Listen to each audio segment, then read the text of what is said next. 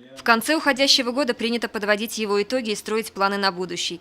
В администрации города состоялось 17-е, заключительное в этом году заседание Совета городского округа. Народные избранники под председательством Еудата Бекинова приняли ряд ключевых для жизни города решений. Самым важным вопросом декабрьского заседания стало принятие местного бюджета на 2018 год и плановый период 2019 и 2020 годов. Основной задачей, решаемой при формировании бюджета на 2018 год и последующие годы, является дальнейшая стабилизация экономической ситуации через объемы расходов, которые мы себе можем позволить, и определение направлений этих расходов по тем приоритетам и целям, которые ставит перед собой администрация городского округа совместно с депутатским корпусом. Депутаты утвердили главный финансовый документ Сибая единством голосов. В целом структура расходов бюджета на 2018 год не претерпела значительных изменений. По-прежнему наибольший удельный вес расходов занимают расходы на социальную сферу.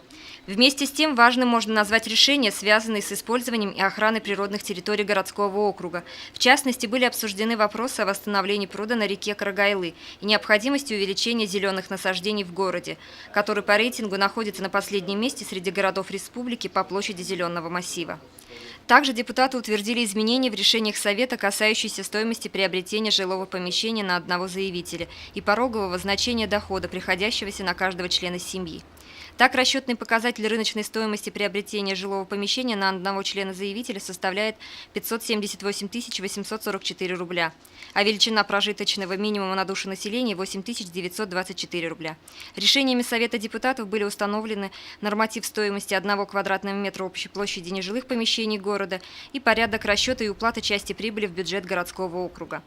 В завершении заседания глава администрации Сибая Рустем Авзалов поблагодарил депутатский корпус за проделанную в течение года работу и пожелал в будущем трудиться с таким же энтузиазмом во благо жителей города. Ирина Оренбургина, Радмир Усингулов, Гульгина Раскельдина, телекомпания СТВ.